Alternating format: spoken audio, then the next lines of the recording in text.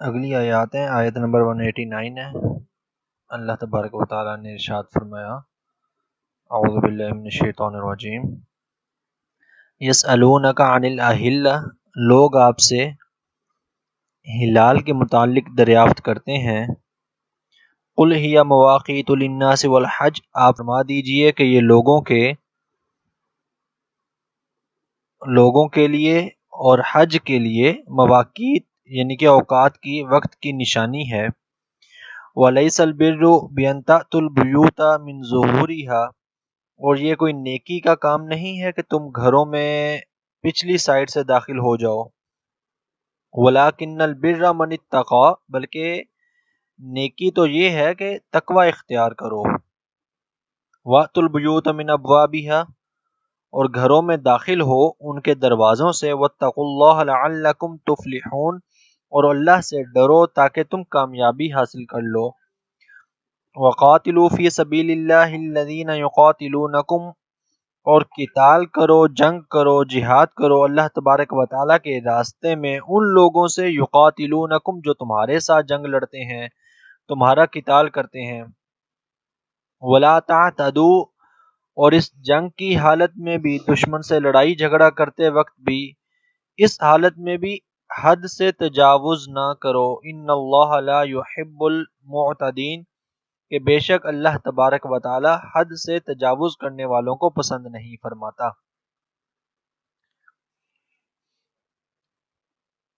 میں اس کی تفسیر کی طرف جانے سے پہلے ہم آیت کو لفظاً دوبارہ دیکھتے ہیں۔ اللہ تبارک و تعالی نے ارشاد فرمایا، لوگ آپ سے ہلال کے متعلق سوال کرتے ہیں، ہلال ہاتھی والے ہا کے ساتھ۔ تو ہلال اصطلاح میں پہلی تاریخ کے چاند کو کہا جاتا ہے، باریک چاند کو۔ پہلی تاریخ کا جو چاند ہوتا ہے اس کا نام ہی ہلال ہے۔ مطلب آپ 14ویں رات کے، عام طور پہ اردو میں تو چلتا ہے، لیکن اصطلاحاً جو ہے، یا جو عربی گرامر کی، جو عربی کے اندر اصطلاحاً جب ہم ہلال کا لفظ بولتے ہیں تو اس سے مراد پہلی تاریخ کا وہ باریک سا چاند ہوتا ہے۔ لوگوں نے سوال کیا تھا آقا کریم علیہ الصلوۃ والتسلیم سے اس پہلی تاریخ کے چاند کے متعلق، تو اللہ تبارک و تعالیٰ نے فرمایا کہ آپ انہیں کہہ دیں کہ یہ لوگوں کے لیے اور حج کے لیے، یہ تمہارے لیے وقت کا پیمانہ بنایا گیا ہے، امت مسلمہ کے لیے۔ اچھا، بعض لوگ ہمیں یہ کہتے ہوئے ملتے ہیں کہ یہ اسلامی مہینے ہیں، یہ جو ہے وہ دوسرے مہینے ہیں۔ اسلام میں ایسا کنسیپٹ نہیں ہے۔ ہاں، آپ اس اعتبار سے چاند کے مہینوں کو اسلامی کہہ سکتے ہیں کہ یہ سال اسلام نے شروع کیا ہے۔ ہجری سال جو ہے وہ آقا کریم علیہ الصلوۃ والتسلیم کی ہجرت سے گنا گیا ہے، تو اس اعتبار سے تو ہم کہہ سکتے ہیں کہ وہ اسلامی سال ہے، یا اسلامی سال کے اندر یہ والے مہینے قمری مہینے ہوتے ہیں۔ لیکن ایک دوسرے سینس میں کہ چاند کے مہینے جو ہیں شاید وہ مسلمانوں کے مہینے ہیں، اور جو سورج کے مہینے ہیں وہ شاید اسلام سے ان کا کوئی تعلق نہیں ہے، ایسا کنسیپٹ شریعت نے کوئی نہیں دیا۔ بلکہ اسلام کے کچھ احکامات ایسے ہیں، جیسے نماز ہے، روزے کے اوقات ہیں، وہ سورج پہ ڈیپینڈ کرتے ہیں، اور دیگر بہت سارے معاملات ایسے ہیں جو چاند پر ڈیپینڈ کرتے ہیں، جیسے رمضان المبارک ہے، عید کی تاریخیں ہیں، حج کے دن ہیں جیسے قرآن پاک کی آیت کے اندر آیا۔ اسی طرح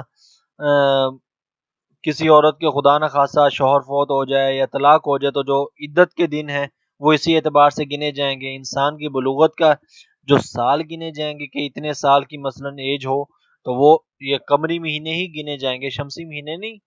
لیکن یہ کہ سورج بھی اسلام سے باہر نہیں ہے، سورج کے مہینے بھی اللہ تبارک و تعالیٰ کی جو سب سے بڑی عبادت ہے نماز، وہ سورج پہ ڈیپینڈ کرتی ہے، وہ چاند پہ ڈیپینڈ نہیں کرتی۔ تو ہم سورج کو دیکھ کر ہی نماز پڑھ رہے ہوتے ہیں، بلکہ جتنی دیر میں چاند ہوتا ہے اتنی دیر میں نماز بھی کوئی نہیں ہوتی۔ صبح صادق ہوتی ہے تو وہ بھی ایک طرح سے سورج نکلنے کی جو ہے نا، وہ سورج پھوٹنے سے کچھ گھنٹہ ڈیڑھ گھنٹہ پہلے کی وہ ایک نشانی ہے کہ اب سورج نکلنے کا وقت قریب ہے۔ اسی طرح رات کے وقت میں مغرب سورج کے جانے کا وقت ہے، عشاء بالکل ہی وہ اندھیرا ہو جانے کا وقت ہے۔ تو نمازیں وہ سورج پہ ڈیپینڈ کر رہی ہوتی ہیں۔ اب پھر اس کے بعد اللہ تبارک و تعالیٰ نے فرمایا کہ وَلَٰكِنَّ الْبِرَّ مَنِ اتَّقَىٰ، نیکی حقیقت میں یہ ہے کہ انسان تقوی اختیار کرے۔ آپ ذرا غور کریں کہ ابھی ہم 179 190 آیات تک پہنچے ہیں اور کتنی جگہ پر تقوی کا ذکر آیا ہے۔ وہ پہلی آیت سے شروع ہوا تھا ھدی للمتقین، اللہ تبارک و تعالیٰ نے فرمایا کہ ہدایت تقوی اختیار کرنے والوں کے لیے، یہاں تک اور آگے پورے قرآن پاک میں جا بجا اللہ تبارک و تعالیٰ تقوی کا ارشاد فرماتا ہے۔ روزے فرض کیے کیوں؟ تاکہ تم تقوی اختیار کر لو۔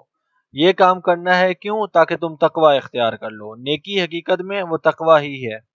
تو تقوی اگر آپ کو ہمیں کہا جائے نا کہ بھئی اسلام کو ایک لفظ میں بیان کریں یا ایک جملے میں بیان کر دیں کہ اسلام کا مقصد کیا ہے، تو اسلام کا مقصد یہ ہے کہ انسان متقی بن جائے، وہ اپنے آپ کو اللہ تبارک و تعالی کی مرضی میں ڈھال دے، اور اسی چیز کا نام تقوی ہے۔ اور اس کے بعد پھر اللہ تبارک و تعالیٰ نے ایک بڑی پیاری چیز ارشاد فرمائی، وَاتَّقُوا اللَّهَ لَعَلَّكُمْ تُفْلِحُونَ، تم تقوی اختیار کرو، تم اللہ تبارک و تعالیٰ سے ڈرو تاکہ تم کامیابی حاصل کر لو۔ گویا کہ کامیابی کا دار و مدار بھی وہ تقوی کے اوپر ہے، ہدایت کا دار و مدار بھی ھدی للمتقین، کہ ہدایت ہے ہی تقوی اختیار کرنے والوں کے لیے، ہدایت کا دار و مدار تقوی کے اوپر ہے، کامیابی کا دار و مدار تقوی کے اوپر ہے۔ اسی لیے آقا کریم علیہ الصلوۃ والتسلیم نے فرمایا تھا کہ کسی گورے کو کسی کالے پر، کسی عربی کو کسی عجمی پر کوئی فضیلت حاصل نہیں ہے سوائے اس کے کہ جو تقوی اختیار کر لے۔ اب ان آیات سے پہلے اللہ تبارک و تعالیٰ نے روزے کے مہینوں کا ذکر کیا ہے، احکامات ذکر ہو رہے ہیں نا ساری پچھلی آیات میں، روزے کے دن کا ذکر کیا، دن اور رات کے احکامات کا ذکر کیا، اعتکاف کا ذکر آیا تھا کہ اعتکاف کے مسائل ہم نے پڑھے۔ تو یہ ساری چیزیں جو اللہ تبارک و تعالیٰ نے بیان کی، یہ سارے بہت سارے احکامات چاند پر ہی ڈیپینڈ کر رہے ہوتے ہیں عام طور پہ ہمارے جو ہوتے ہیں نا، اور ہمیں بھی مسلمان ہونے کے ناطے ہمیں کم از کم یہ مہینے اور ان کی تاریخیں یاد ہونی چاہیے۔ ہجری سال جو شروع کیا ہے نا، وہ اسلام نے ہی شروع کیا ہے، اور ہجری سال شروع ہوا ہے، میں آپ کو عرض کر دوں، یہ حضرت سیدنا عمر فاروق رضی اللہ تعالیٰ عنہ نے شروع کیا۔ آقا کریم علیہ السلام کے دور میں ہجری سال کی گنتی شروع نہیں ہوئی تھی، جیسے ابھی یہ 1442 چل رہا ہے نا، یعنی کہ آقا کریم علیہ الصلوۃ والتسلیم کی ہجرت کو حضور نے مکہ سے مدینہ میں کب ہجرت کی تھی، اس کو 1442 سال ہو گئے ہیں، 1442 سال گزر چکے ہیں، تو یہ حضور کی ہجرت سے گنا گیا یہ سال۔ لیکن جس وقت حضور نے ہجرت کی تھی اس وقت حضور نے خود یہ سال نہیں گنا تھا، حتیٰ کہ سیدنا ابو بکر صدیق رضی اللہ تعالیٰ عنہ نے بھی یہ سال نہیں گنا۔ اس کے بعد جب سیدنا عمر فاروق رضی اللہ تعالیٰ عنہ کا زمانہ آیا، خلافت بہت زیادہ پھیل گئی، اسلامی ریاست پھیل گئی، تو آپ نے دیکھا کہ کئی علاقوں میں مختلف قسم کے مہینے چلتے تھے، یونانیوں کا الگ کیلنڈر ہوتا تھا، پھر یہ عیسوی کیلنڈر بھی چل رہا ہوتا تھا عیسائیوں کے ہاں، وہ بھی چونکہ حضرت عیسیٰ علیہ السلام سے ہی لیتے ہیں اس لیے اس کو ہم عیسوی کیلنڈر کہہ دیتے ہیں کہ عیسیٰ علیہ السلام سے وہ گنتی کر رہے ہوتے ہیں، جس کو 2021 سال ہو گئے ہیں۔ تو حضرت عمر فاروق رضی اللہ تعالیٰ عنہ نے پھر ہجری کیلنڈر شروع کیا۔ اب پھر انہوں نے اس وقت بیٹھ کر حساب لگایا تھا کہ فلاں فلاں موقع تھا جب حضور نے ہجرت کی تھی، تو فلاں تاریخ یہ بنتی ہوگی، فلاں تاریخ یہ بنتی ہوگی۔ اسی لیے آپ دیکھیں اسلام کے اندر یا جب ہم ہسٹری پڑھتے ہیں، خاص طور پہ صحابہ کرام علیہم رضوان کی، تو اکثر کی تاریخ پیدائش میں اختلاف آ رہا ہوتا ہے، تاریخ وفات میں اختلاف نہیں آ رہا ہوتا، کیونکہ اس وقت تک باقاعدہ مسلمانوں نے کیلنڈر اڈاپٹ کر لیا تھا، اس سے پہلے نہیں تھا۔ حتیٰ کہ آقا کریم علیہ الصلوۃ والتسلیم کی ولادت کے بارے میں بھی کئی روایات ہیں، بعض نے کہا 12 ربیع الاول ہے، بعض نے کہا 9 ربیع الاول ہے، بعض نے کہا رمضان المبارک میں ہے۔ وہ اسی لیے کہ وہ پھر حساب لگایا گیا کہ بھئی اچھا فلاں سال وہ ابرہہ نے حملہ کیا تھا، ابابیل کا ذکر ہوا تھا، اس کے اتنے عرصے بعد یہ کام ہوا تھا، اس کے اتنے عرصے بعد یہ ہوا، تو مطلب یہ زمانہ بنتا ہوگا۔ اب وہ ایگزیکٹ گننا تو ممکن نہیں تھا کہ چاند 29 کا ہوا تھا یا 30 کا ہوا تھا، تو وہ اندازے ہی لگائے گئے کہ شاید وہ چاند 29 کا ہوگا یا 30 کا ہوگا۔ تو اس لیے وہ اکثر آپ دیکھیں گے اسلامی تاریخوں میں جو پرانی ہیں، حضرت عمر فاروق رضی اللہ تعالیٰ عنہ سے پہلے والی، ان میں سے اکثریت پر اختلاف آ رہا ہوتا ہے۔ بسا اوقات کی غزوات پر بھی اختلاف آ رہا ہوتا، تو وہ اختلاف اس لیے نہیں ہوتا کہ شاید ہم تک وہ جو ہے نا وہ روایات صحیح نہیں پہنچی، وہ اختلاف صرف اس لیے ہو رہا ہوتا کہ کیلنڈر اڈاپٹ نہیں کیا گیا تھا. کیلنڈر بعد میں حضرت عمر فاروق رضی اللہ تعالیٰ عنہ نے بیٹھ کر، اور آپ کی مطلب ایک پوری ٹیم نے بیٹھ کر وہ باقاعدہ بنایا، اور پھر حساب و کتاب لگایا گیا کہ وہ کب کب کیا کیا ہوا تھا، اس کی تاریخیں مقرر کی گئی. اب لوگوں نے آقا کریم علیہ الصلوۃ والتسلیم سے چاند کے گھٹنے اور بڑھنے، اس کی کیفیت اور اس کی ماہیت کے متعلق سوال کیا کہ کیا وجہ ہے کہ چاند کبھی باریک نظر آتا ہے، کیا وجہ ہے کہ کبھی یہ بڑا نظر آتا ہے، کبھی پورا نظر آتا ہے.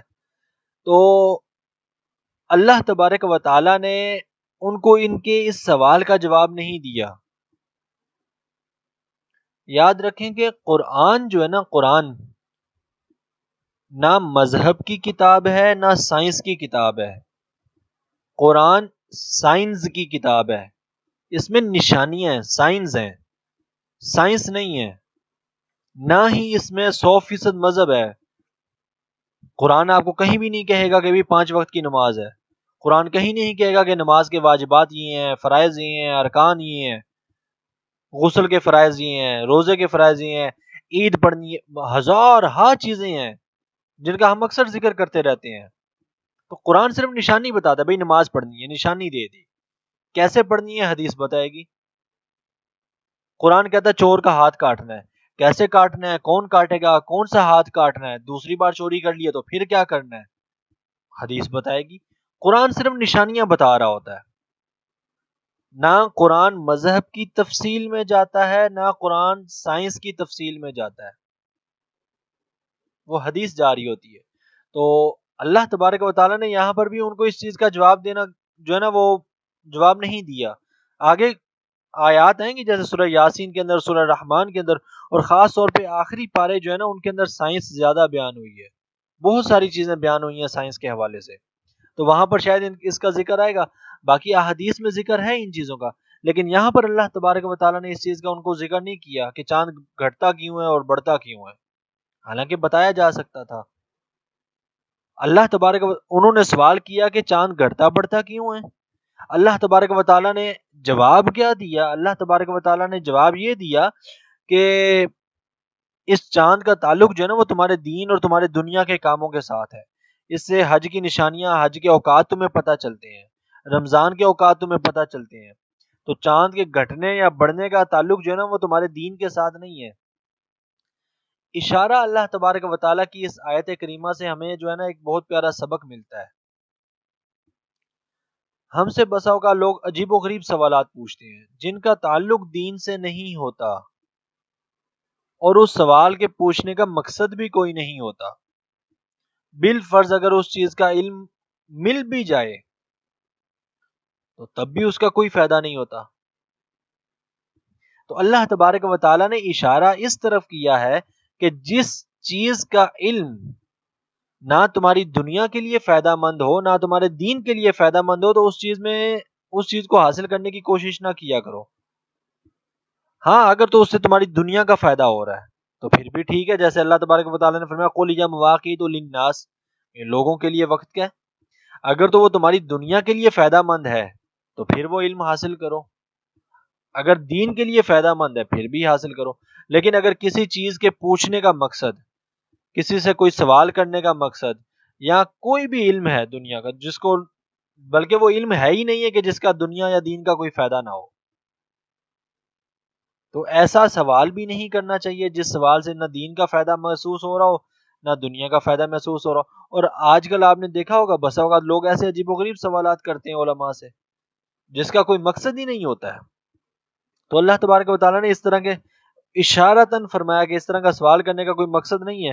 جس چیز کا تعلق نہ تمہارے دین کے ساتھ ہے نہ دنیا کے ساتھ ہے اس کو چھوڑ دو. اب حالانکہ احادیث مطہرہ میں اور قرآن پاک کی بھی آگے آیات آئیں گی، ان میں نشانیوں کے اعتبار سے اللہ تبارک و تعالیٰ نے اس طرف اشارہ کیا کہ سورج اور چاند اور ستاروں کا علم حاصل کرو. آقا کریم علیہ الصلوۃ والتسلیم نے بھی صحابہ کرام کو یہ حکم دیا تھا، علم الافلاق کا، علم نجوم کا، علم حیات کا. بلکہ باقاعدہ میں نے آپ کو ایک بار وہ عرض کیا تھا، وہ جب ہم ریاست مدینہ کا سٹرکچر پڑھ رہے تھے تو میں نے آپ کو اس وقت عرض کیا تھا کہ صرف مسجد نبوی شریف میں حضور کے دور میں اور مدینہ منورہ میں، مدینہ منورہ سے مراد پوری ریاست مدینہ نہیں، صرف مدینہ منورہ سٹی میں 9 سکول تھے، 9 اسلامک سینٹر تھے. وہاں پر کون کون سے علوم پڑھائے جا رہے تھے وہ میں نے آپ کو ایک بار لسٹ عرض کی تھی. تو یہ چیزیں باقاعدہ پڑھائی جا رہی تھیں، صحابہ پڑھتے بھی تھے. یہاں پر اللہ تبارک و تعالیٰ نے جواب نہیں دیا. وہ کیوں نہیں دیا وہ میں نے آپ کو عرض کر دیا. اور دوسرا یہاں سے اس آیت سے ہمیں سبق یہ ملتا ہے، جب تک تم دین کا علم حاصل نہ کر لو تب تک دنیا کے علم کی طرف نہیں بھاگنا چاہیے. کہ لوگوں نے آقا کریم علیہ الصلوۃ والتسلیم سے جو چیز پوچھی وہ دنیا کا علم تھا. پتہ چل جاتا کہ چاند کیوں کم ہو رہا ہے اور کیوں زیادہ ہو رہا ہے. اس پتہ چلنے کا فائدہ دین کو تو نہیں ہونا تھا نا. ٹھیک ہے دنیاوی طور پہ ایک چیز کا علم مل جانا تھا، سائنس کا علم آ جانا تھا جس کو فلکیات کہہ دیتے ہیں، لیکن دینی طور پہ تو کوئی فائدہ نہیں ہونا تھا. تو اللہ تبارک و تعالیٰ نے پہلے ان کو دینی مسئلہ سمجھایا. تو گویا اشارہ اس طرف کیا کہ پہلے دینی احکامات سیکھو. جب تم دینی احکامات جو فرائض علوم ہیں جن کے بارے میں آقا کریم علیہ السلام نے فرمایا کہ طلب العلم فریضۃ علی کل مسلم، ہر مسلمان پر علم سیکھنا فرض ہے. تو کون سا علم سیکھنا فرض ہے؟ وہ احکامات ہی ہیں. تو جب تم وہ احکامات سیکھ جاؤ، دین سیکھ جاؤ، تو پھر اب تم دنیا کے علوم کی طرف جاؤ. دین سیکھے بغیر دنیا کے علوم کی طرف جانے کی اجازت نہیں ہے. اور امت کی بربادی کا آج ایک سب سے بڑا سبب بھی یہی ہے کہ امت دین کو چھوڑ کے دنیا کی طرف چلی گئی ہے. علم چھوڑ کے، دین چھوڑ کے کسب کی طرف چلے گئے ہیں. ہمارے ہاں جو ڈاکٹر بنتا ہے اس کو پتہ ہی نہیں ہوتا کہ قرآن پاک اور احادیث کے اندر طب کے بارے میں کیا کیا بیان ہوا ہے، کون کون سی میڈیکل سائنس بیان ہوئی ہے. کوئی انجینئر بنتا ہے تو اس کو نہیں پتا کہ قرآن و حدیث میں کیا بیان ہوا ہے، حتیٰ کہ اس کی فیلڈ کے اعتبار سے. میں نماز کے مسائل کا نہیں کہہ رہا ہوں. کوئی فلکیات کو سیکھتا ہے تو اس کو نہیں پتا کہ قرآن حدیث نے فلکیات کے بارے میں کیا کہا ہے. کوئی باقی کوئی بھی ہزار ہا علم، قرآن حدیث نے اشارہ ہر طرف کیا ہے. حتیٰ کہ صحابہ کرام علیہم رضوان نے یہاں تک بیان کیا کہ آقا کریم علیہ السلام نے، یہ حدیث ہے کہ حضور نے ہمیں یہاں تک بتایا تھا کہ پرندہ کیسے اڑتا ہے اور پرندے کی دم اس کے اڑنے میں اور اس کے اترنے میں اس کی کیسے مدد کرتی ہے. صحابہ کے الفاظ ہیں کہ حضور نے ہمیں اس چیز کا بھی علم دیا تھا. یہ سیکھنے جائز ہیں لیکن پہلے دینی علم. اگر دین کا علم سیکھے بغیر کوئی شخص دنیا کا علم حاصل کرے اور دین کے فرائض علوم بھی نہ سیکھ سکے اور عمل نہ کر سکے تو وہ گناہ گار ہوگا.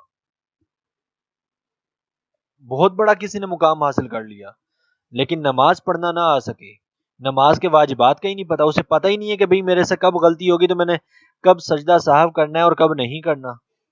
جیسے ہم نے حدیث پاک پڑھی تھی کہ آقا کریم علیہ السلام نے فرمایا کہ سجدہ 7 ہڈیوں پر کرو، اسے پتہ ہی نہیں ہے. تو اگر اس نے فرائض علوم نہیں سیکھے، دنیا کا علم سیکھتا رہ گیا تو وہ لازماً گناہ گار ہوگا، بلکہ دوہرا گناہ ہوگا اس کو کہ ایک تو علم نہیں سیکھا، دوسرا شریعت پر، اللہ کے احکامات پر صحیح طریقے سے عمل بھی نہیں کر سکا. کہ جب پتہ ہی نہیں ہوگا تو پھر عمل کیسے کرے گا.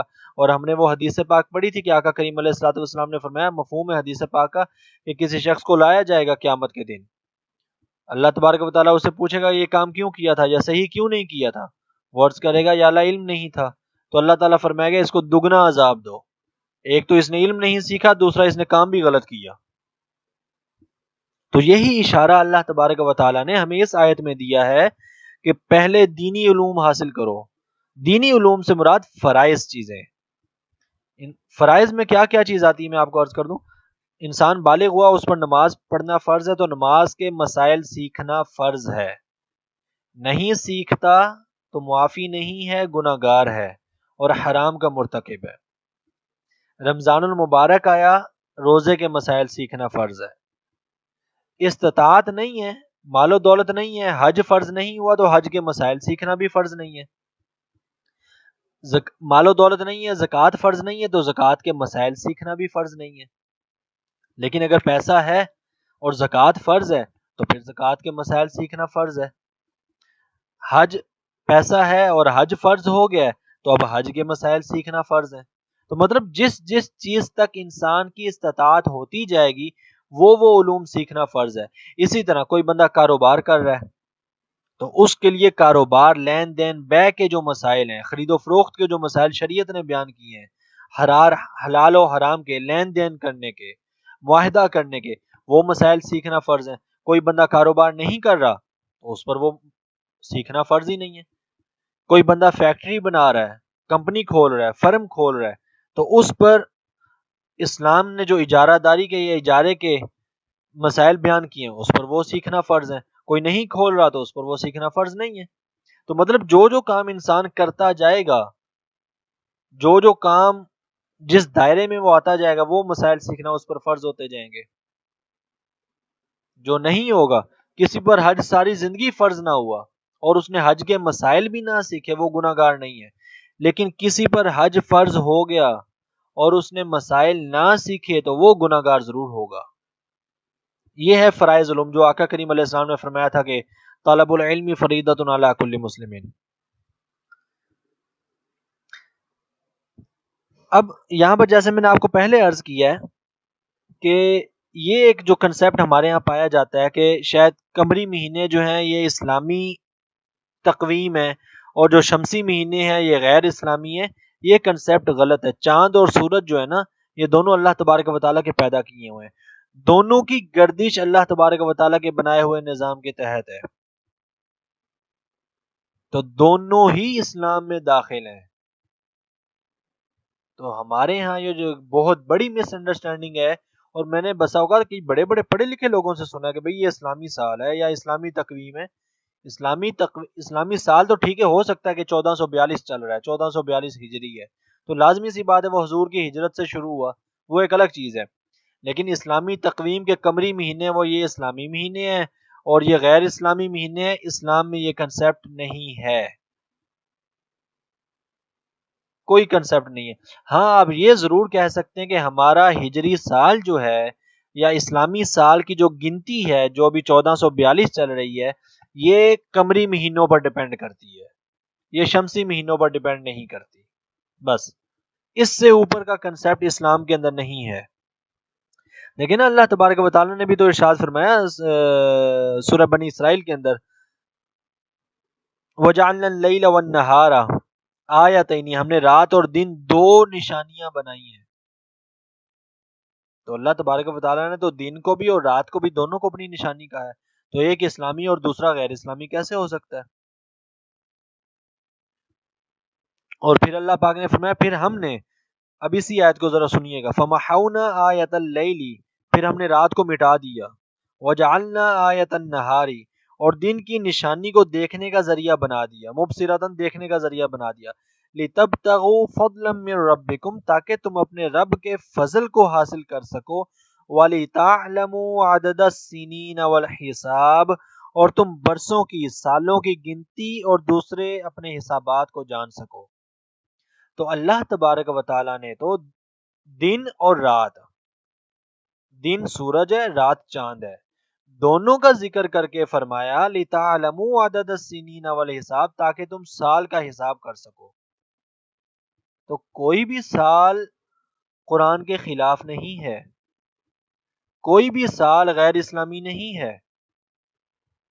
کہ قرآن کی آیت تو واضح بیان کر رہی ہے کہ سورج کا سال بھی اللہ کا عطا کردہ سال ہے، چاند کا سال بھی، اس کی گنتی بھی وہ اللہ کی عطا کردہ ہے.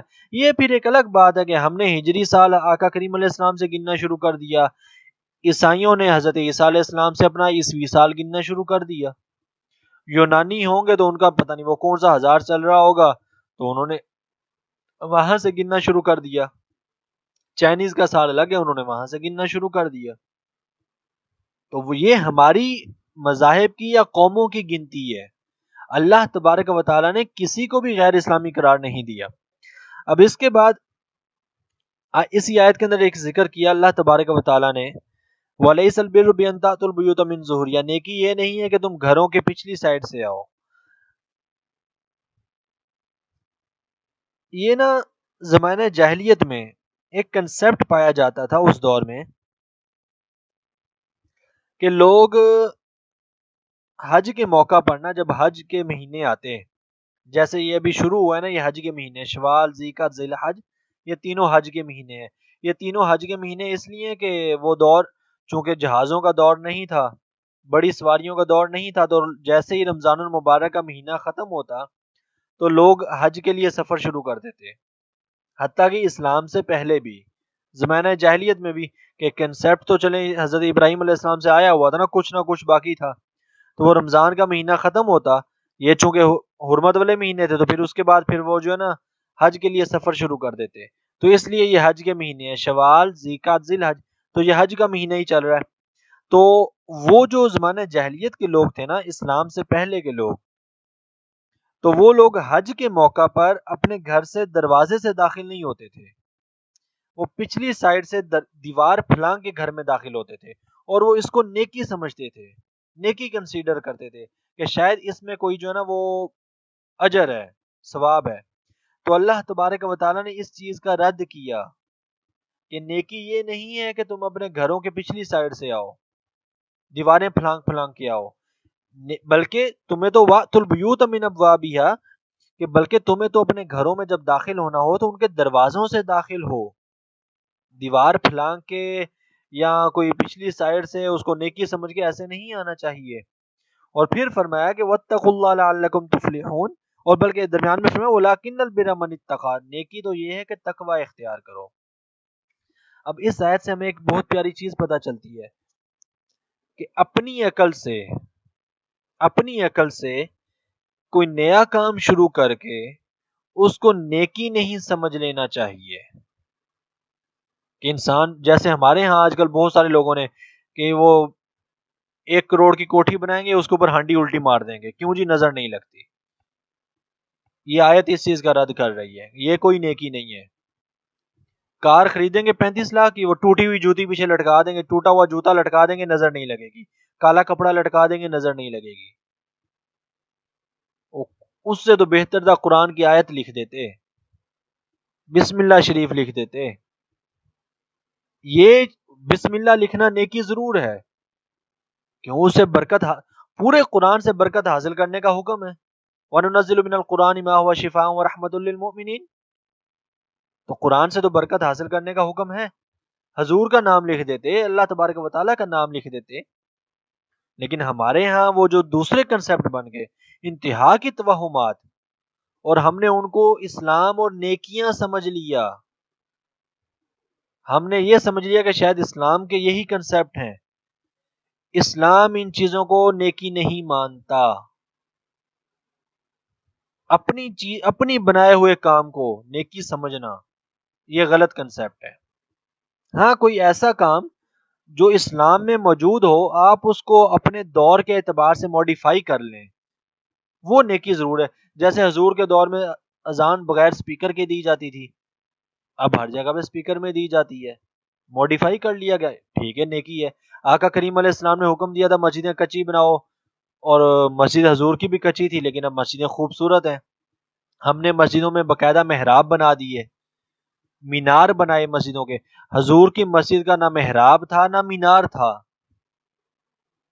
لیکن ہم نے بنائے۔ لیکن چونکہ اس کا ایک بنیادی کنسپٹ کہ مسجد کے لیے خوبصورتی کا وہ اسلام میں موجود ہے، تو ٹھیک ہے، وہ نیکی ضرور ہے، ہم کہہ سکتے ہیں کہ اس پر اجر و ثواب ہے، اور اس پر کوئی اختلاف بھی نہیں کرتا۔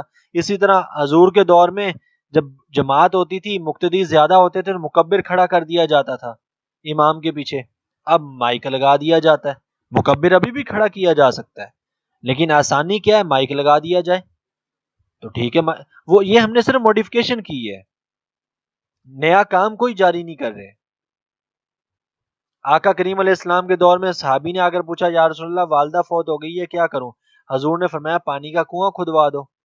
مشہور ہے حدیث، ہم سنتے رہتے ہیں۔ ہم نے اس کو موڈیفائی کر لیا کہ اب پانی کا کنواں نہیں کھدواتے، پانی کا وہ کولر آپ نے کئی جگہوں پر لگے دیکھے ہوں گے کہ فی سبیل اللہ یا برائے ایصال ثواب والدین، ہم نے اس کو موڈیفائی کر دیا، کنواں کھودنے کی بجائے وہ بجلی کا کولر لگوا دیا، ٹھنڈا پانی وہاں سے آ رہا ہے، کنسپٹ وہی ہے۔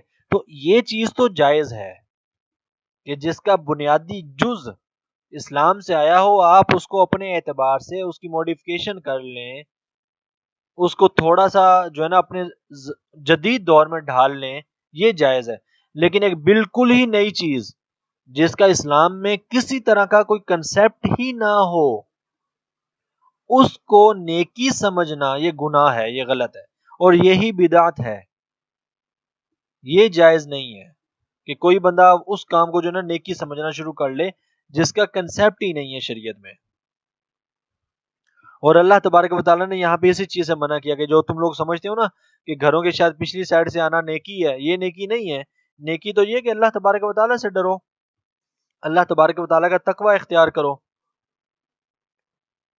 حضرت براء بن عازب رضی اللہ عنہ بیان کرتے ہیں کہ انصار جب حج کر کے لوٹتے تو گھروں میں دروازوں سے داخل نہیں ہوتے تھے بلکہ پیچھے سے داخل ہوتے، دیواریں پھلانگ پھلانگ کے.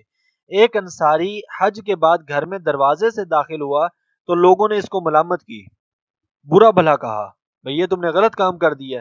تو اس وقت یہ آیت کریمہ نازل ہوئی کہ اللہ تبارک و تعالیٰ نے فرمایا کہ یہ کوئی نیکی نہیں ہے جو تم حرکتیں کر رہے ہو.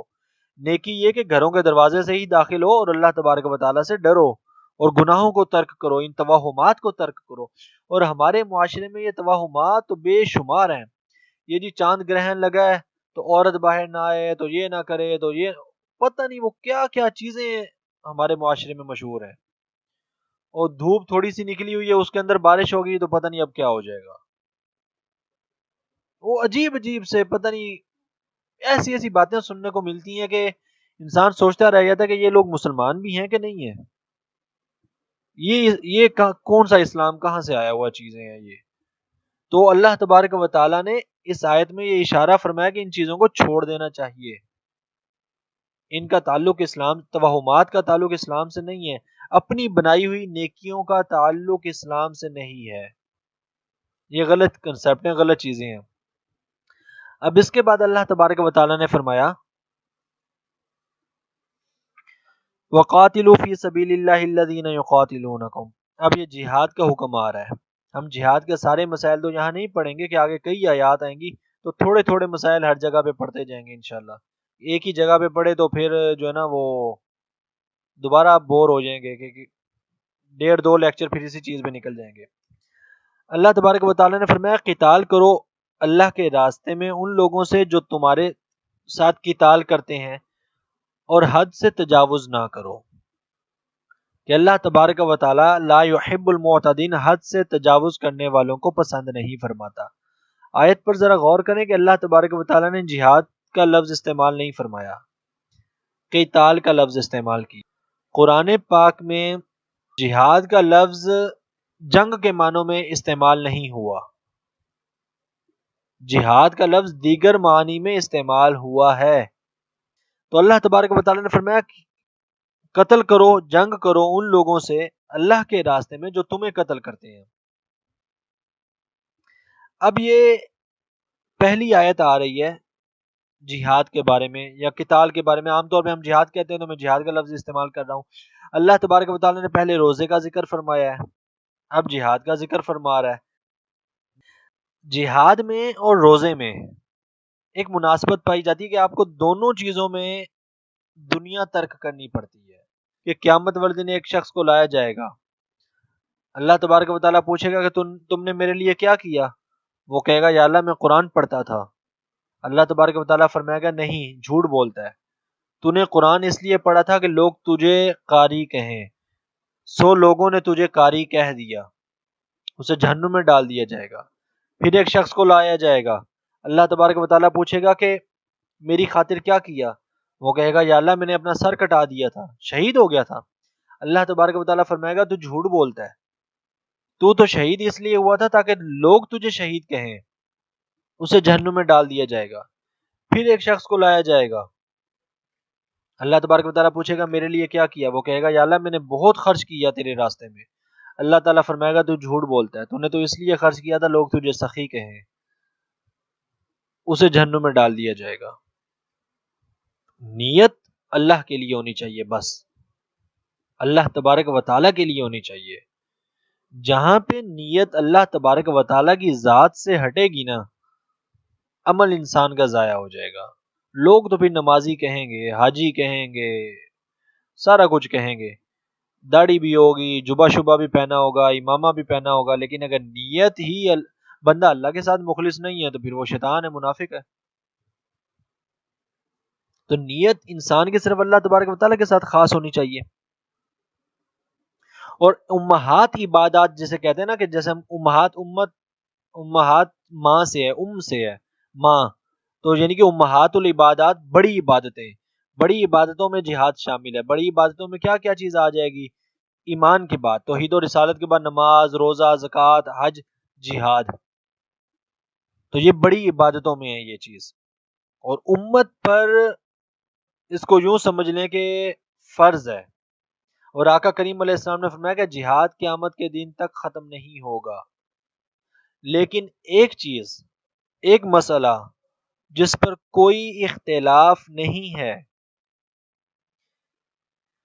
جب میں نے آپ کو پہلے بھی شاید عرض کیا تھا، یہاں سپہ سالار جس کو ہم چیف آف آرمی سٹاف کہتے ہیں، یا خلیفہ، سلطان، حکمران، صدر، وزیر اعظم، جو بھی آپ نام دیں، یا قاضی القضات، چیف جسٹس، ان تینوں میں سے کسی ایک کے حکم پر آرمی پر جہاد فرض ہوگا۔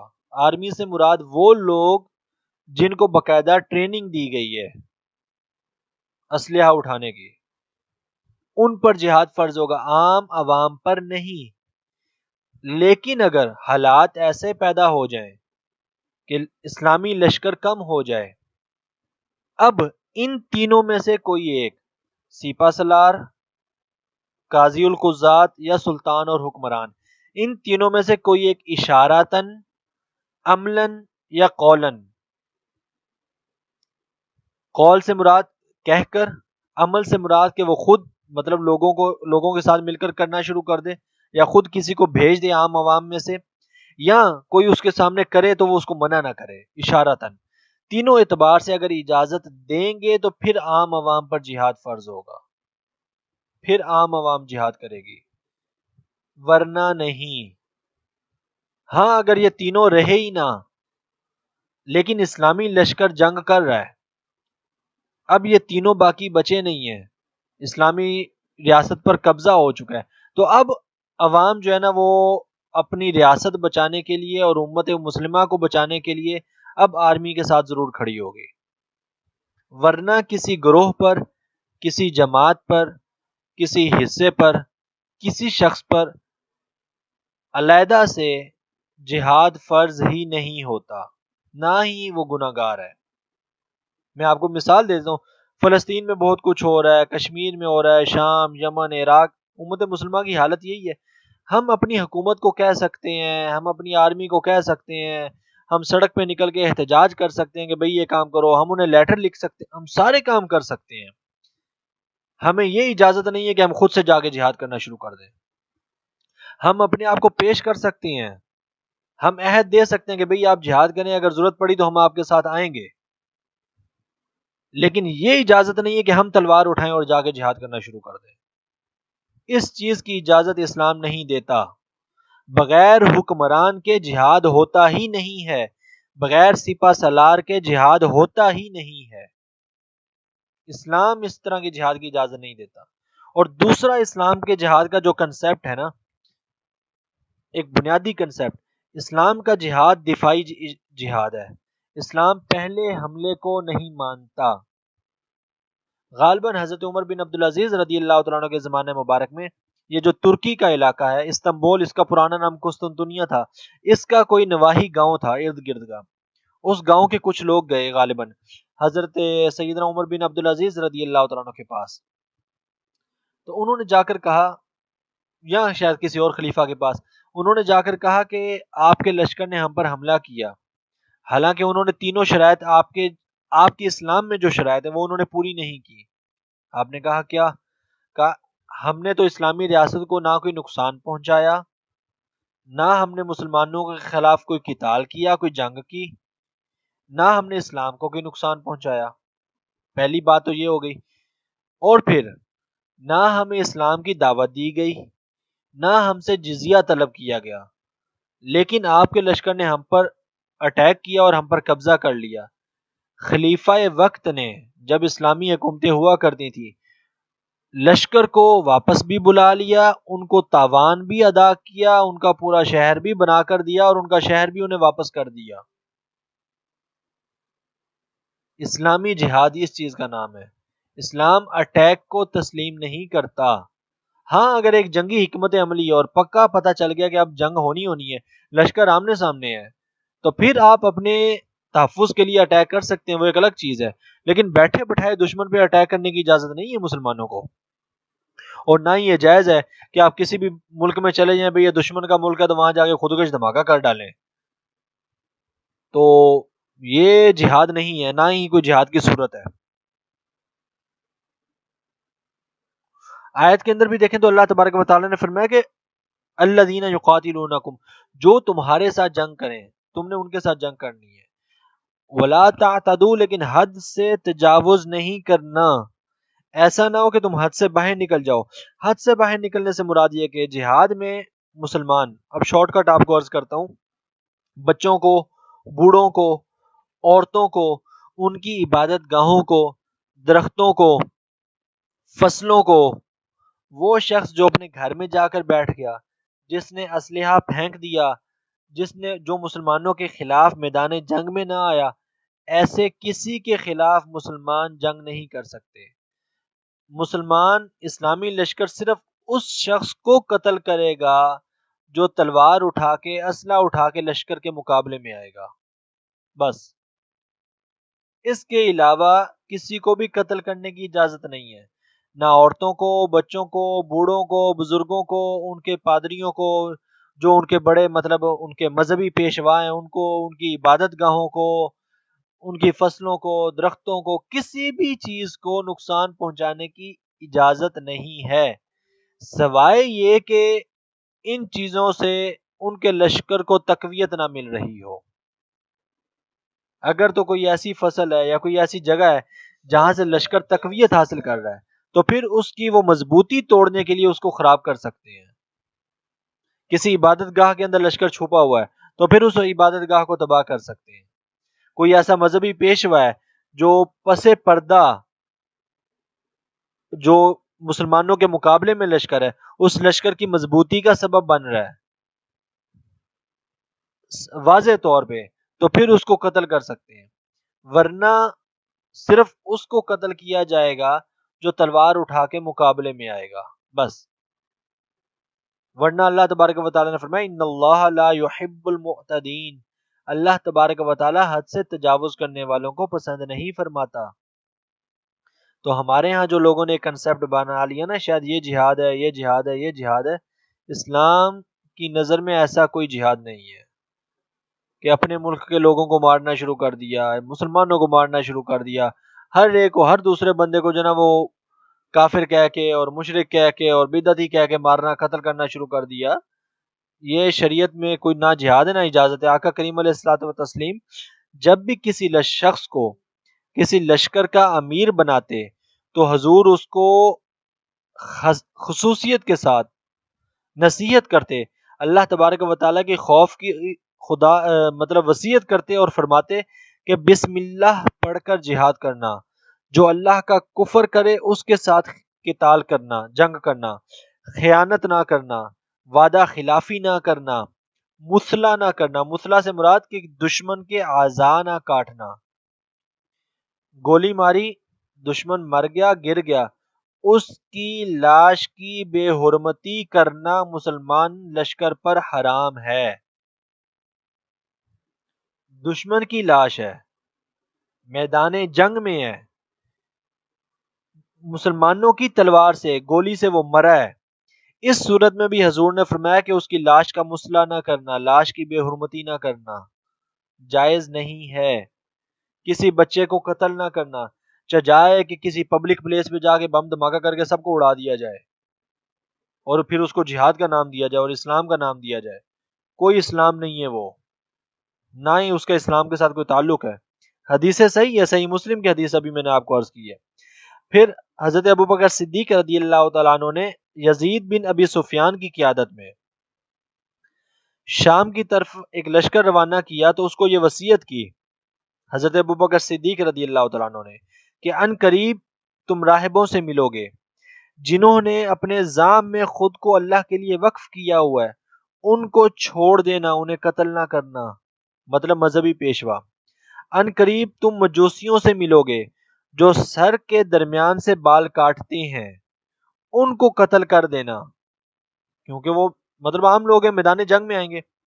میں تم کو 10 چیزوں کی وصیت کرتا ہوں: عورت کو قتل نہ کرنا، کسی بچے کو، کسی بوڑھے کو، کسی پھلدار درخت کو نہ کاٹنا، کسی بکری یا اونٹ کی کونچے نہ کاٹنا۔ کونچ وہ پاؤں جو ہے نا انسان کا یا جانور کا، بالکل وہ ایڑی سے اوپر وہ جو باریک سی جو ہڈی ہوتی ہے نا، اس کو کونچ کہتے ہیں۔ وہ کٹ جائے تو انسان یا جانور کھڑا نہیں رہ سکتا۔ تو آپ نے فرمایا کہ بکری یا اونٹ کی کونچے نہ کاٹنا، کسی کھجور کے درخت کو نہ جلانا، کسی آبادی کو ویران نہ کرنا، کسی کو غرق نہ کرنا، مال غنیمت میں خیانت نہ کرنا، بزدلی نہ کرنا۔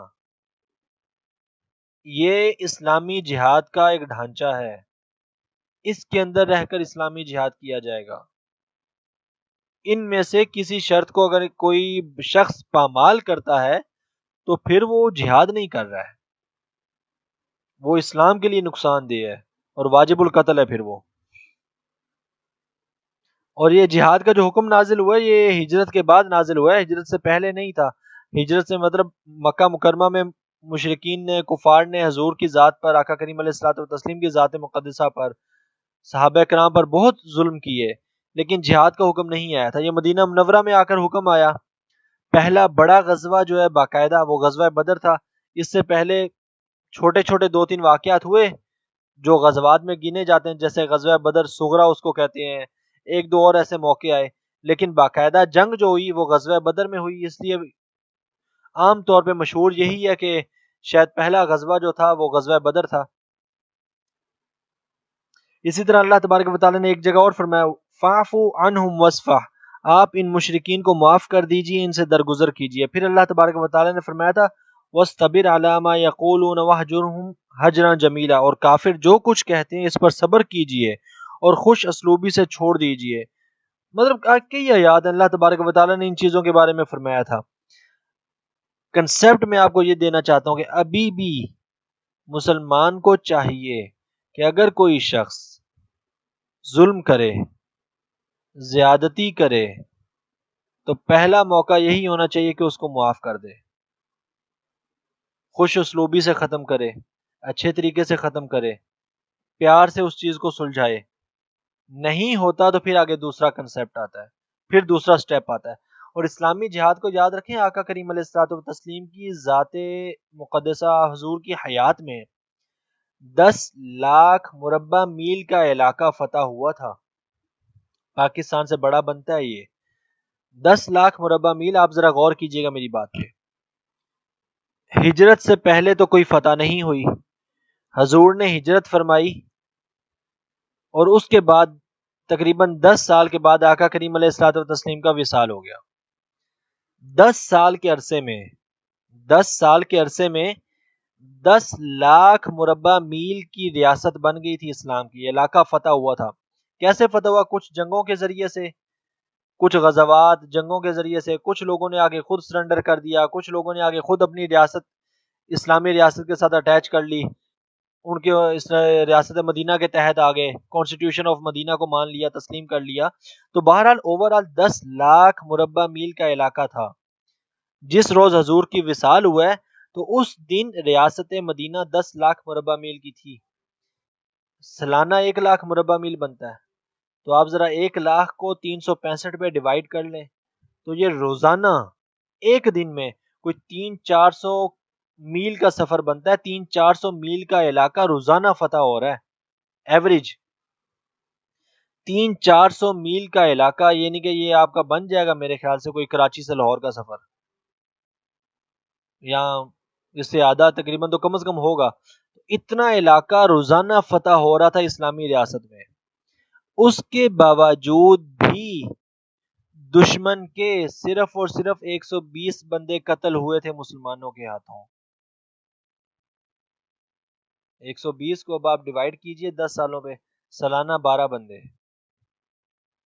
سالانہ 12 تو مہینے کا ایک، روزانہ 300-400 کلومیٹر کا 300-400 میل مربع میل وہ علاقہ فتح ہو رہا ہے اور ریاست کے اندر شامل ہو رہا ہے، اور دشمن کا بھی ایک بندہ مہینے میں ایک قتل ہوتا ہے مسلمانوں کے ہاتھوں۔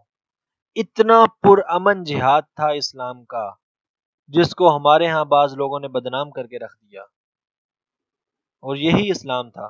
میں آپ کو چھوٹی سی بات بس حضور کے غزوات کا ایک کنسپٹ آپ کو عرض کرتا ہوں، پھر ہم ختم کرتے ہیں۔ اگلی آیات بھی جہاد سے متعلق ہی ہیں۔ آقا کریم علیہ الصلوۃ والتسلیم کے نا ٹوٹل 27 غزوات تھے اور سرایا 47 تھے۔ غزوات جس میں آقا کریم علیہ الصلوۃ والتسلیم خود تشریف لے کر گئے، اور سرایا سریہ کی جمع سین رے یہ ہے، جمع اس کے سین رے الف یہ الف، تو یہ وہ جو حضور نے لشکر بھیجے، تو ٹوٹل 27 غزوات اور سرایا 47 تھے، اور بعض مورخین نے اس میں اختلاف کیا اور انہوں نے کہا کہ 25 غزوات ہیں اور سرایا 48 ہیں۔ بہرحال یہ معمولی سا اختلاف ہے، اور بعض نے پھر غزوہ تبوک کو شامل کر کے غزوات کی تعداد 28 بتا دی، تو بس یہ تھوڑا سا اختلاف ہے، بعض نے 25، 27 یا 28 غزوات گنے ہیں۔ کل جو ایک اوور آل ہے، میں آپ کو خلاصہ دے رہا ہوں، 148 مسلمان شہید ہوئے تھے کل غزوات میں۔ جو 27 غزوات ہوئے یا 28 ہوئے یا 25 ہوئے، ان میں 148 مسلمان شہید ہوئے، اور ایک دوسری تحقیق کے مطابق ٹوٹل 293 کفار ہلاک ہوئے۔ پہلے تو میں نے آپ کو عرض کیا نا 120 ہلاک ہوئے، یہ تو ڈاکٹر حمید اللہ نے باقاعدہ تحقیق کے ساتھ لکھا اس چیز کو، اور محققین نے اسی کو تسلیم کیا، لیکن اس سے بڑھ کر بعض مورخین نے کہا کہ نہیں، زیادہ کفار ہلاک ہوئے تھے، تو وہ بھی 293 کفار ہلاک ہوئے۔ تو 293 بھی ہلاک ہوئے ہوں تو آپ ذرا تصور کریں کہ 10 لاکھ مربع میل کا علاقہ ہو، روزانہ 400-500 کلومیٹر فتح ہو رہا ہو، تو صرف 293 لوگ قتل ہوں 10 سال کی جنگوں میں، اور ٹوٹل 6070 جنگی قیدی بنے۔ اور اسلامی تاریخ کا جو سب سے پہلا غزوہ تھا وہ غزوۃ الابواء تھا، اسی کا دوسرا نام غزوہ ودان ہے۔ یہ پہلی ہجری کے سفر کے مہینے میں شامل ہوا تھا، اس میں جنگ نہیں ہوئی تھی۔ اس غزوے میں جھنڈا جو تھا مسلمانوں کا وہ سفید کلر کا تھا۔ پھر غزوہ بوات ہوا، ربیع الاول کے مہینے میں ہوا تھا 2 ہجری میں، اس میں 200 صحابہ جو ہے وہ شریک تھے۔ پھر اس غزوے کے دوران مدینہ کے امیر حضرت سعد بن معاذ رضی اللہ عنہ تھے اور جھنڈا سفید تھا۔ پھر غزوہ عشیرہ ہوا 2 ہجری میں، اس میں بھی جھنڈا سفید تھا۔ پھر غزوہ بدر الاولیٰ ہوا، اس میں مطلب یہ غزوہ عشیرہ کے چند دن کے بعد پیش آیا تھا کہ چند مشرکین نے مدینہ منورہ کی چراگاہ پہ حملہ کر دیا تھا، چھاپے مارے تھے، مویشی لوٹ لیے تھے، لیکن اس میں بھی جنگ کی نوبت نہیں آئی، پرچم سفید تھا۔ پھر اس کے بعد غزوہ بدر الکبریٰ ہوا، جو بڑا، جس کو ہم عام طور پہ غزوہ بدر کہتے ہیں، جو پہلا مارکا تھا مسلمانوں اور کفار کے درمیان میں۔ یہ 17 رمضان اور 2 ہجری کو ہوا تھا، 17 مارچ اور 624 عیسوی میں، تو یہ جنگ ہوئی تھی۔ پھر غزوہ بنی سلیم ہوا تھا، غزوہ بنی کنکا ہوا تھا، غزوہ بنی سویق ہوا تھا، مطلب ٹوٹل 27-28 غزوات ہوئے تھے۔ جو پہلا غزوہ جس میں جنگ ہوئی وہ غزوہ بدر تھا، باقیوں میں جنگ کی نوبت نہیں آئی تھی، اس سے پہلے ہوئے ضرور تھے۔ پھر اس کے بعد درمیان میں جا کے غزوہ احد ہوا تھا، جو ایک بڑی جنگ ہوئی تھی، جو 3 ہجری میں ہوئی تھی۔ درمیان میں 4-5 اور بھی جنگیں ہوئی تھی، فوجی مہم جس کو آپ کہہ سکتے ہیں، غزوہ نجران جیسے تھا جس میں 300 صحابہ شریک تھے، یہ بھی 3 ہجری میں غزوہ احد سے پہلے ہوا تھا۔ حضور نے 2 مہینے قیام کیا تھا، تشریف لے کر گئے تھے، تو لیکن پھر واپس تشریف لے آئے تھے، تو یہ غزوہ ہوا تھا۔ تو بہرحال یہ میں آپ کو خلاصہ ایک کنسپٹ دینا چاہ رہا تھا۔ پھر اسی طرح 47 یا 48 یا 45 سرایا ہوئے تھے، جس میں آقا کریم علیہ الصلوۃ والتسلیم نے باقاعدہ صحابہ کرام کو بھیجا تھا۔ پھر اس طرح غزوہ طائف تھا، جس میں مسلمانوں نے سب سے پہلے توپ کا استعمال کیا تھا، منجیک یا توپ کا استعمال کیا تھا۔ آقا کریم علیہ الصلوۃ والتسلیم خود تشریف فرما تھے، اور طائف کے قلعے پر گولے برسائے گئے تھے اور قلعے کی دیوار میں شگاف پڑ گیا تھا۔ یہ مسلمانوں کی پہلی جنگ تھی جس میں مسلمانوں نے توپ کہہ لیں یا منجیک کہہ لیں یا پرانے دور کا ٹینک کہہ لیں، جو بھی آپ کہیں، اس چیز کا استعمال کیا تھا، اسلحے کا۔ اور یاد رکھیں کہ مسلمانوں کے درمیان آقا کریم علیہ السلام نے خود حکم دیا تھا، اسلحہ بنانے کی صنعتیں لگائی گئی تھیں، منجیک بنتی تھی، توپیں بنتی تھی، اسلحہ بنتا تھا. اور آپ کو ایک بہت پیاری بات عرض کر دوں پھر ہم ختم کرتے ہیں. وہ پھر جہاں پر عورتوں کے حقوق آئیں گے آپ کو میں پھر وہاں پہ عرض کروں گا. آپ نے سنا ہوگا بچپن سے لے کے آج تک، بڑی پیاری بات عرض کرنے لگا ہوں. آپ نے بچپن سے آج تک سنا ہوگا اسکول کی کتابوں میں، اسلامیات کی کتابوں میں، لوگوں سے، لیکن کبھی ہم لوگوں نے غور نہیں کیا. ہم سنتے ہیں کہ عورتیں جنگوں میں جاتی تھیں، غزوات میں جاتی تھیں، جو زخمی ہوتے تھے ان کی مرہم پٹی کرتی تھیں. آپ ذرا تصور کریں، بلیڈ کے ساتھ اگر کوئی بندہ 3-4 انچ کا کٹ مار لے تو عام ڈاکٹر پٹی نہیں کرے گا، اس پہ ٹانکے لگیں گے. کوئی سرجن ہی ہوگا، کوئی اسپیشلسٹ ہوگا. تو جہاں پر میدان جنگ میں کسی کو نیزہ لگا ہے، کسی کو تلوار لگی ہے، کسی کو برچھی لگی ہوئی ہے، کسی کی ہڈیاں ٹوٹ گئی ہیں، کسی کے جسم کے اندر نیزہ گھسا ہوا ہے وہ نکلا ہی نہیں ہے، کسی کے جسم میں تیر گھسا ہوا ہے وہ نکلا نہیں ہے، مسلمان عورتیں ان کی مرہم پٹی کرتی تھیں. تو اب ذرا تصور کریں کہ میرے آقا کریم علیہ السلام کی صحابیات کتنی بڑی سرجن تھیں. اور ایک انگریز مستشرق ہے، مجھے اس کا نام بھول گیا، ہارٹ ہے یا کوئی اور ہے، اس نے اس چیز کو ایکسپٹ کیا کہ یہ کنسپٹ ہی مسلمانوں نے دیا تھا کہ باقی جو لوگ ہوتے تھے وہ بےچارے مرد ہی سارا کام کرتے تھے، عورتیں گھروں میں بیٹھی ہوتی تھی. مسلمانوں نے اپنی عورتوں کو سرجن بنایا، اپنی عورتوں کو اسلحے کی صنعت سمجھائی کہ یہ رات کو آرام کرتے تھے، ان کی مرہم پٹی، ان کا پورا پورا وہ آپریٹ، تلوار کا زخم، نیزے کا زخم یا تیر کے زخم کا ایک جو پورا آپریشن ہی بن گیا نا، ایک پوری سرجری ہو گئی ہے، وہ عورتیں کرتی تھیں، مرد آرام کرتے تھے. نتیجہ کیا ہوتا تھا کہ اگلے دن مسلمان لشکر پھر تر و تازہ ہوتا تھا، اور دوسرے بےچارے چونکہ وہ دن کو جنگ کی ہے اور رات کو پھر یہ سارا کام اور تلواریں تیز اور باقی اسلحہ ٹھیک کرتے تھے، تو اگلے دن وہ تھکے ہوتے تھے. اس لیے شروع کے 300 سالوں میں مسلمانوں کو زیادہ فتوحات ہوئیں. اسلام نے ایک کنسپٹ دیا تھا. ہمارے ہاں بسا ہوگا لوگ اس چیز کو پڑھتے بھی ہیں لیکن غور نہیں کرتے، اور یہ سننے کو ملتا ہے کہ بھی بیٹی کو ڈاکٹر بنا رہے ہیں. کیوں بنا رہے ہیں جی؟ اس کو تو جیسے نا وہ مرغی ہے اس کو بند کر کے ڈبے کے اندر بند کر دینا چاہیے. اسلام کا یہ کنسپٹ نہیں ہے. ہندو مذہب، میں آپ کو دعوے سے کہہ رہا ہوں، یہ پھر آگے کہیں عورتوں کے حقوق کا ذکر آئے گا تو میں آپ کو بڑی باتیں عرض کروں گا.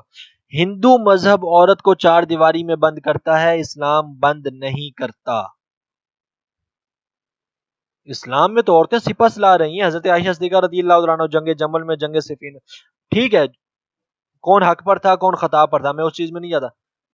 ام المومنین گئی تو ہے نا، گھوڑے پہ سوار ہو کے گئی ہیں. حضور نے حکم دیا تھا کہ ایسی عورت سے شادی کرو جو سواری کرنا جانتی ہو. تو کیا مطلب عورتوں نے پھر وہ جو سواری کرنی تھی گھوڑے کی یا اونٹ کی، اور تو کوئی چیز تھی نہیں، وہ گھر کی 4 دیواری میں دوڑانے تھے. تو حضور نے جو حکم دیا تھا سواری، لازمی سی بات ہے وہ مردوں کے شانہ بشانہ ہی چلنا تھا نا انہوں نے. تو اسلامی جہاد میں عورتوں کا حصہ اسی طرح سے شامل ہے جیسے مردوں کا حصہ. بلکہ حضور فرماتے ہیں غزوہ احد میں حضرت ام عمارہ رضی اللہ تعالیٰ عنہا، ان کو اتنے زخم آئے تھے کہ بعض نے لکھا کہ 40، بعض نے لکھا کہ 73 زخم. انہوں نے زرہ پہنی ہوئی تھی. حضور بیان کرتے ہیں کہ میں جہاں دیکھتا تھا مجھے ام عمارہ نظر آتی تھی، جہاں دیکھتا تھا مجھے ام عمارہ نظر آتی تھی. تو کس نے اسلام مسلمان عورتوں کو گھروں میں بند کیا؟ تو بہرحال یہ تو چلیں ایک ضمنی سی بات آ گئی، میں نے آپ کو عرض کی. وہ پھر کبھی عورتوں کے حقوق کا ذکر آئے گا تو پھر میں آپ کو بتاؤں گا کہ اسلام نے عورت کو کیا کیا دیا ہے، پھر کبھی ذکر کریں گے انشاءاللہ. یہ تو ویسے جہاد کے اندر ایک بات آ گئی. السلام علیکم ورحمۃ اللہ وبرکاتہ.